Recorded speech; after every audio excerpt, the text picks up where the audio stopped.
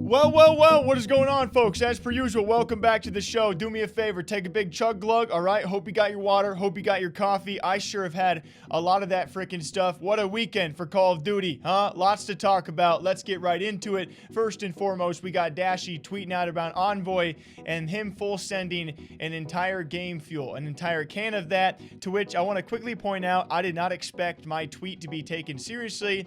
Just in case you guys don't know, it was actually, I believe, early last year, we covered a story about Zexro, Fortnite Pro, maybe trying to go into Valorant. Very, very funny kid. He was chugging monsters on a Twitch stream when they banned him, okay?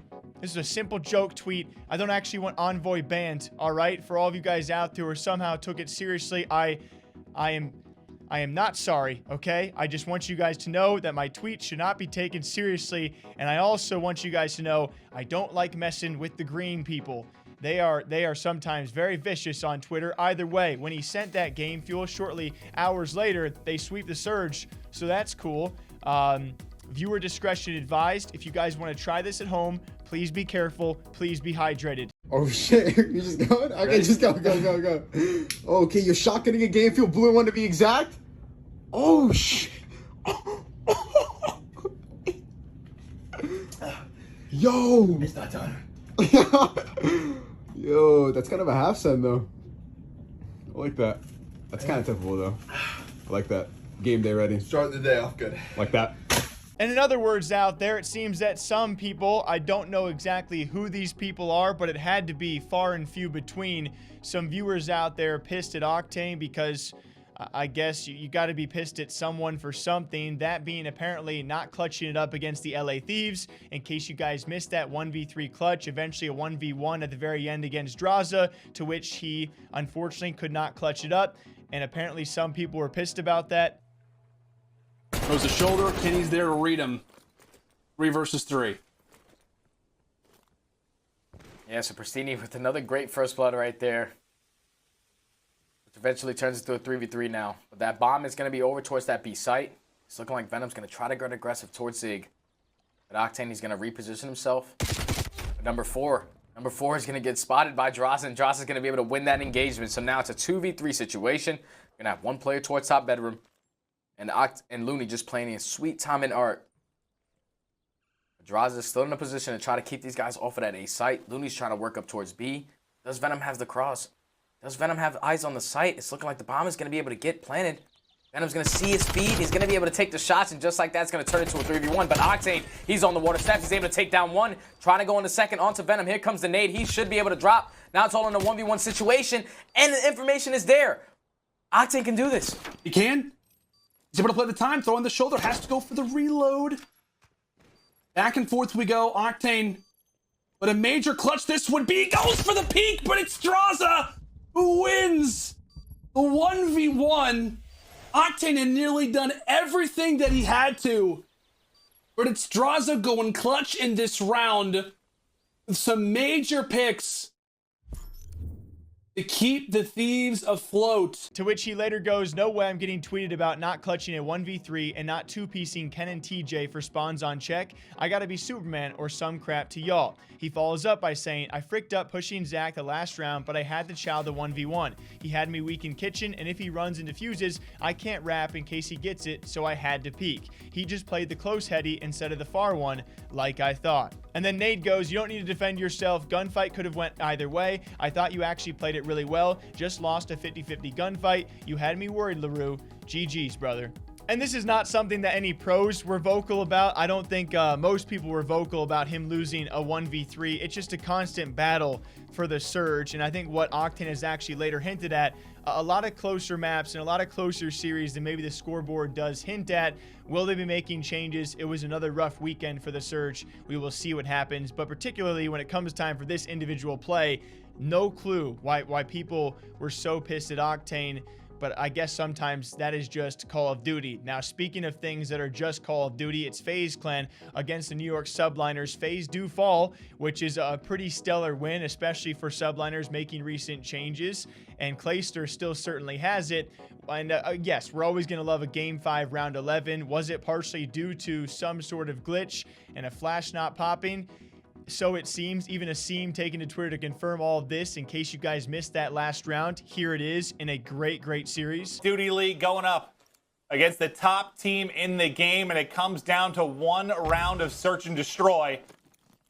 FaZe on offense, and the ring defense from Subliners has been strong, but it's going to be the presence from mid-map, similar to what we saw. Simp just trying to bob, weave, and dodge as he gets hit down to about half HP. Now the pressure to sell him. The Wait, hits that coming in doesn't through hit? Zig. It doesn't hit. So the timing of that blowing up and then them taking Zig, I don't know if they're going to be ready for this. Yeah, they aren't. Hydra and Asim are here. That tactical blows up, doesn't get a hit marker.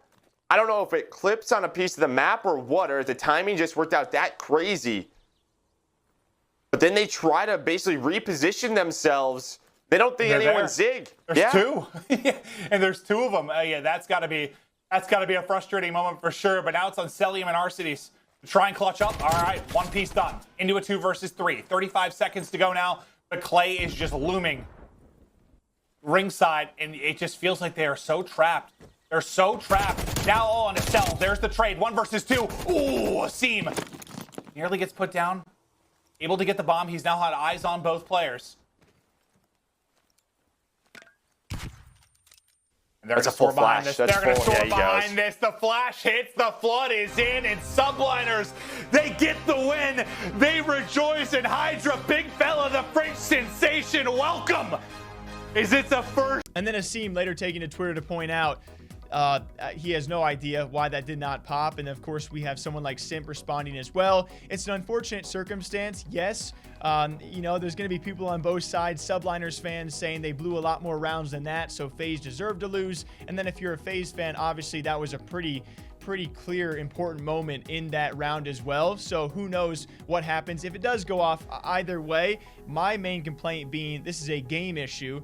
And players didn't do anything wrong. This is a game issue that could have cost, let's say we're at a major and this is a game 5, round 11. Like, what do you do then, right? As of right now, this is just some standings and of course going into the next major. But what if this happens at a major? What, like, those are things that you got to be pissed about if you are a player.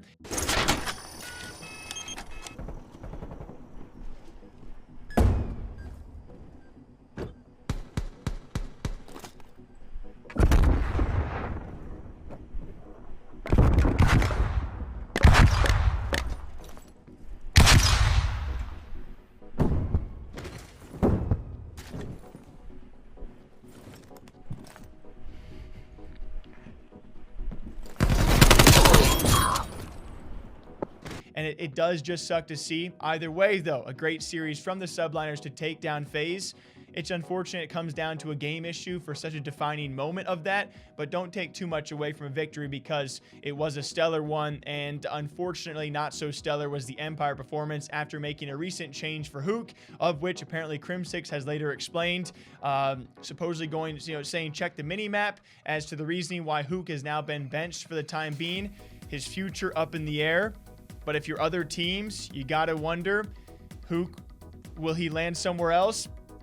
Maybe that is the case, but either way, it's kind of funny because you get swept by Toronto Ultra, absolutely smoked, but this is what you expect out of a new lineup. And now stick with me. We've seen so many honeymoon periods, I would say for 4 to 5 teams so far throughout this season, not to mention what has happened maybe last season as well.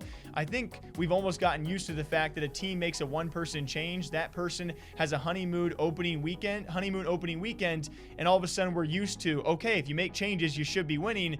And all of a sudden Empire make their change for someone like Huke, and we expect the same result. I think in typical esports fashion, outside of Call of Duty, it does take some time for lineups to really acclimate here. So let's give Empire some time. I know I tweeted some heated things about this because I'm curious where Huke will go in the future. But yes, this one Empire loss, although a pretty one-sided loss, it shouldn't tell us too much. We will see what happens for the future of the Empire roster, though, because it was obviously a big change, and now we're seeing results that we're not used to, even from an Empire who, by their own, regards were struggling, and now they're struggling even more after those changes. We will see what happens next. And that's why I freaking love a weekend of Call of Duty, right? There's no other league out there that gives you such a freaking packed episode. Envoy full sends for a sweep. People are somehow pissed at Octane. FaZe gets screwed over by an in-game thingy thing ding. Flash not popping. And Empire gets smoked after making the biggest change we have seen so far this year. That all happened in a couple days. Can't wait for more stuff to happen this week and break it down for all of you guys. Until next time, take care of yourselves. Take a big old swig. I'll catch you back here sometime soon.